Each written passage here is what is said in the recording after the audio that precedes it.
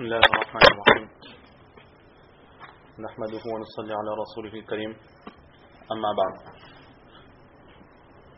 باب الاستبراء من البول. Chapitre comment se préserver de l'urine. Un chapitre dans lequel l'islam nous ordonne de nous préserver de l'urine. وبه قال حدثنا زهير بن حرب وهناد قال حدثنا وكيع قال حدثنا الأعمش قال سمعت مجاهدا يحدث عن طاووس عن ابن عباس رضي الله تعالى عنهما وعنهم أجمعين قال مر النبي صلى الله تعالى عليه وعلى آله وسلم على قبرين فقال إنهما يعذبان فهما يعذبان في كبير أما هذا فكان لا يستنزه من البول وأما هذا فكان يمشي بالنميمة ثم دعا بعسيب رطب فشقه باثنين ثم غرس على هذا واحدا وعلى هذا واحدا وقال لعله يخفف عنهما ما لم ييبسا قال هناد يستتر مكان يستنزه.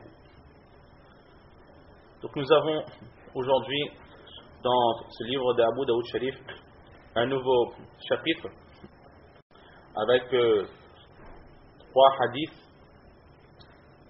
dans lequel nous voyons l'ordre de l'islam, l'ordre d'Allah subhanahu wa ta'ala de se préserver de l'urine lorsque nous allons aux toilettes. Il y a un terme que nous connaissons très bien, c'est le terme de istinja. Istinja, un mot que l'on utilise pour préciser le moment où l'on va aux toilettes. Aller aux toilettes et se purifier, c'est ce qu'on appelle istinja. Et ici dans le titre, l'auteur a employé un autre mot qui est al-istibara. Le premier c'est istinja, et ici nous avons istibara. Entre istinja et istibara, il y a une différence. En général, dans le jargon quotidien, le terme istibra est défini par le même mot qui est istinja.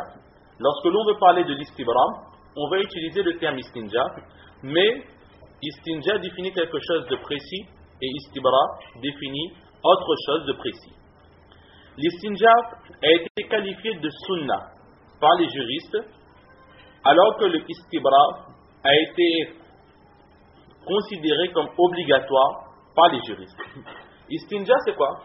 L'istinja, c'est, nous savons tous, une fois que nous avons accompli nos besoins, alors le fait de nettoyer les parties qui ont été souillées par les impuretés, c'est ce qu'on appelle l'istinja.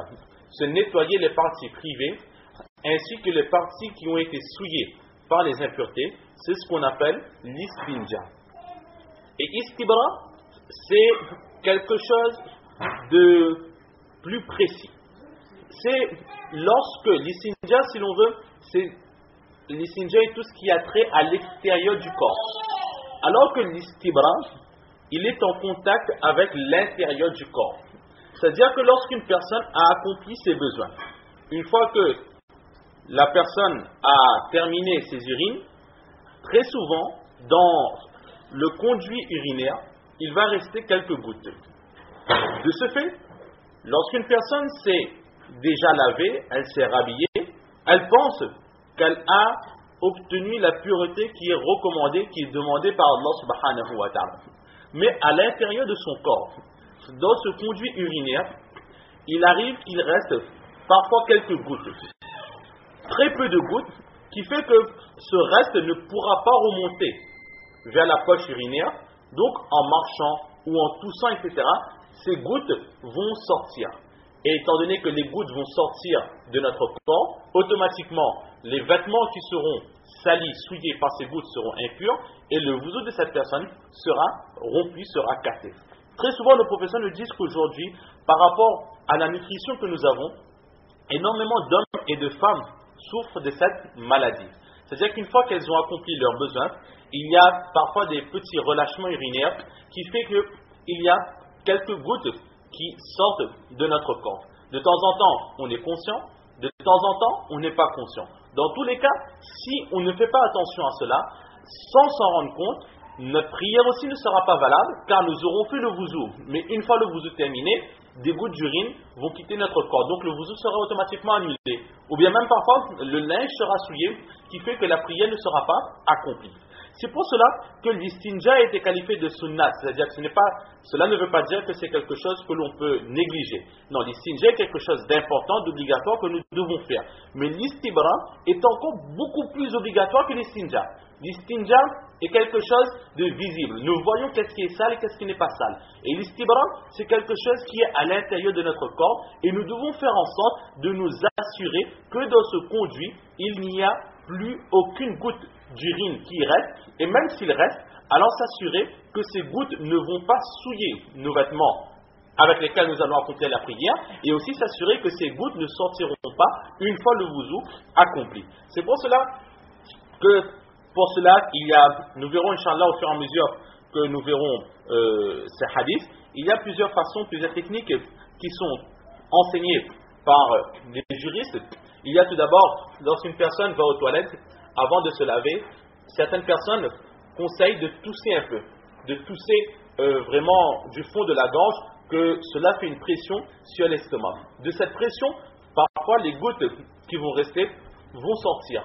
Ou d'autres façons qui sont enseignées, et la plus simple est tout simplement que lorsqu'une personne, pour se protéger de tous les doutes, lorsqu'une personne va aux toilettes, si elle a la possibilité, alors quand elle est chez elle, elle a un linge de maison dans lequel il accomplira ses besoins. Un linge qui sera spécifique, et à chaque fois qu'il devra aller aux toilettes, alors il utilisera ce vêtement-là pour accomplir ses besoins. Ensuite, il gardera ses vêtements, et quelques temps plus tard, 15 à 20 ou 30 minutes, une demi-heure après, lorsqu'il sera sûr que maintenant toutes les gouttes qui pourraient sortir sont déjà sorties ou seront montées, alors à ce moment, il se lave de nouveau et il met un vêtement pur. De cette façon, Inch'Allah, ces vêtements aussi seront purs, son wuzu aussi sera accepté, ne sera pas rompu, et ses prières aussi seront acceptées par Allah subhanahu wa ta'ala. Si la personne n'est pas chez elle, alors il y a ce problème, il est parfois difficile de marcher avec un linge de rechange. Dans ce cas, ce qui est conseillé, c'est de garder avec soi toujours un paquet de mouchoirs ou les papiers toilettes lorsque nous sommes dans des toilettes dans lesquelles sont disposés ces papiers hygiéniques, ces papiers toilettes, et ensuite, après avoir accompli ses besoins, donc prendre quelques feuilles et bien mettre aux endroits susceptibles d'être souillés par ces gouttes d'urine, et ensuite se rhabiller. Et arrivé à l'heure de la prière, à ce moment, enlever ces mouchoirs qui ont été souillés, se rincer de nouveau, la faire l'istinja, et ensuite faire son wuzu pour accomplir ses prières. Donc là, c'est un peu les enseignements qui sont donnés par nos professeurs pour se préserver des gouttes d'urine, donc pour accomplir l'istibra de la meilleure des façons. L'istinja, nous l'avons vu, c'est bien nettoyer l'extérieur, mais l'istibra, s'assurer que dans notre corps, il ne reste aucune impureté susceptible de sortir à notre insu et souiller donc nos vêtements. Donc c'est à ce sujet-là que notre auteur, Imam Abu Daoud, rahmatullah alayh, il a emmené certains hadiths.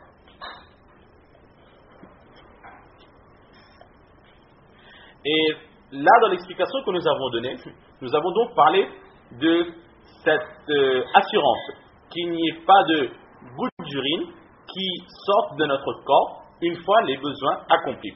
Mais ici, Imam Abu Daoud, rahmatullah alayh, il va beaucoup plus loin dans l'istibra. Pourquoi? Parce que l'istibra, donc, c'est s'assurer qu'il n'y ait rien qui sorte à notre insu, mais aussi il faut faire attention que de temps en temps, en allant aux toilettes, que ce soit dans les toilettes contemporaines ou dans les toilettes anciennes, dans la nature, etc., il se peut qu'en accomplissant nos besoins, alors il y ait des éclaboussures de gouttes d'urine. Donc nous sommes aux toilettes et par la force avec laquelle sort l'urine, de temps en temps, les gouttes vont nous éclabousser et on ne fait pas attention à cela. Donc on va tout simplement nettoyer les parties privées qui sont normalement souillées sans prendre précaution de nettoyer les autres membres de notre corps qui auront été souillés par ces éclaboussures d'urine. Donc ici, Imam Abu Daoud, il est général. Il dit que l'istibra, c'est aussi s'assurer de cela, que lorsqu'on accomplit ses besoins, s'assurer qu'il n'y ait aucune éclaboussure d'urine, ou bien sur notre corps, ou bien même sur nos vêtements. Donc il nous présente le premier hadith. Imam Abu Daoud, dit وَبِهِ قَالَ حَدَّثَنَا, que lui a rapporté Zuhair, fils de Harb. Là, c'est un premier professeur de Imam Abu Daoud, mais pour ce hadith, il a deux professeurs. Le second professeur, c'est qui? C'est Hannad. Donc, il a deux professeurs, Zuhair, fils de Harb, et Hannad. Il a deux professeurs, et ces deux professeurs lui ont rapporté ce hadith d'un même professeur. Oh là, ces deux professeurs disent Haddathana Waqi'un, que Waqi' les a enseignés. De qui? De Haddathana A'mash, de Imam A'mash, rahmatullah alayh, qui lui-même dit que Sami'atu Mujahidan, j'ai entendu Mujahid. Mujahid, qu'est-ce qu'il disait? Il rapportait de Yuhaddithu an Ta'usin. Il rapportait de Ta'us, qui lui-même rapportait de An Ibn Abbas, radiyallahu ta'ala anhuma wa anhuma ajma'in, qui rapportait de Hazrat Abdullah ibn Abbas, radiyallahu ta'ala anhuma. Et cet illustre compagnon, qu'est-ce qu'il disait? Il dit قال مر النبي صلى الله تعالى عليه وعلى آله وسلم على قبرين. Une fois, le saint prophète sallallahu alayhi wa sallam est passé devant deux tombes. فقال, et le prophète sallallahu alayhi wa sallam dit إنهما يعذبان. Allah nous en préserve que ces défunts sont en train de se faire châtier dans leur tombe par Allah subhanahu wa ta'ala. Donc Allah nous en préserve, deux personnes, deux tombes différentes qui sont en train de se faire châtier. Comment est-ce que le prophète sallallahu alayhi wa sallam a pu savoir cela? C'est tout simplement qu'Allah subhanahu wa ta'ala lui a montré, ou Allah subhanahu wa ta'ala lui a dit que dans ces deux tombes, les personnes qui sont enterrées sont en train de se faire châtier. Pourquoi? Tout simplement pour nous enseigner. Le prophète sallallahu alayhi wa sallam, il était avec certains compagnons, il a voulu tout simplement nous enseigner. Dire que le prophète sallallahu alayhi wa sallam enseigne que ceci est un péché, ceci est interdit, etc. Mais de temps en temps, nous ne prenons pas compte de ces enseignements. Alors là, il y avait un cas concret où deux personnes ont négligé un enseignement de l'islam et Allah subhanahu wa ta'ala était mécontent d'eux. Là, le prophète sallallahu alayhi wa sallam leur a dit que regardez ces deux personnes, ils ont commis deux fautes. Et à cause de ces fautes, ils sont en train de se faire châtier. Allah subhanahu wa ta'ala nous en prévient. Alors, vous, mes compagnons, et vous, ma umma, si vous voulez être préservés de ce châtiment, préservez-vous de ces deux fautes. Quelles étaient ces fautes? Le prophète sallallahu alayhi wa sallam dit وَمَا يُعَذَّبَانِ فِي كَبِيرٍ. Ils ne se font pas châtier pour quelque chose de très grave, mais quelque chose de banal. Alors, tout d'abord, nous revenons un petit peu en arrière. Le prophète sallallahu alayhi wa sallam passe devant deux tombes. Étaient-ce des tombes de musulmans ou des tombes de non-musulmans? Certaines personnes sont d'avis que ces deux tombes étaient des tombes des non-musulmans. Pourquoi? Parce que dans certaines narrations, il y a cette phrase halaka fil jahiliya, que ces personnes sont décédées dans l'époque de l'ignorance, donc avant l'arrivée du saint prophète sallallahu alayhi wa sallam.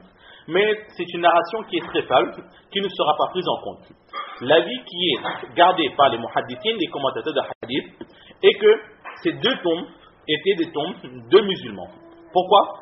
Parce que dans certaines narrations, où cette même histoire est racontée, il y a ce mot marra ala qabrayn jadidain, que le prophète sallallahu alayhi wa sallam passait devant deux tombes nouvelles, deux tombes qui étaient en guillemets un peu fraîches. C'est-à-dire que l'on remarque, quand une personne vient d'être enterrée, alors nous remarquons que la terre vient d'être déposée. Alors que lorsque un certain temps s'est écoulé depuis l'enterrement, la terre redescend et c'est comme de la terre plate. Alors que lorsque l'on vient d'enterrer, la terre est en forme comme un dos de chameau, un peu surélevé du fait que nous avons enterré, nous avons remis de la terre par-dessus.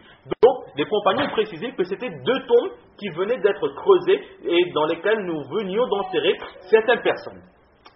Dans d'autres narrations, il est dit que, ici, il est tout simplement dit que le prophète sallallahu alayhi wa sallam est passé devant deux tombes.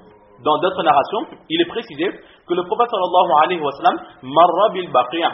Il est passé dans le cimetière de Baqiya, dans le cimetière de Madina Munawwara. Et le cimetière de Baqiya est le cimetière des musulmans de lesquels ils sont enterrés que des musulmans. Donc c'est encore une preuve que ces deux personnes étaient musulmanes. Et dans